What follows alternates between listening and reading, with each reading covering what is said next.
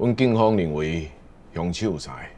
根据判决里第一届考检，伊敢检出瓜兴良，那安尼，恁是安怎认定有年的？伊看到阮警方就走，所以阮警方判断，伊就是三个凶手内底其中一个。是警察雄雄提醒对伊，伊也摸袂清楚什么情形，所以才会先逃走。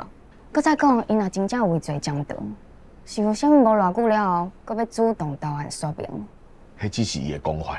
恁警方一开始都无认定潘德成有涉案，是一直到关兴良的笔录内底讲到潘德成，恁才发觉潘德成有涉案，才解除讲这件绑票案拢总有4个人干着。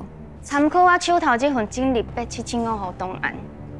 警方一直到起诉进前，拢认为犯罪敢若3个人对无？若是潘德成其实才是原本涉案的3个人其中一个。你迄当阵，警方完全无想到伊是共犯，嘛无对伊进行调问，敢若为着要破案来斗3个人。那安尼又面对，敢是恁警方掠无犯人的替死鬼？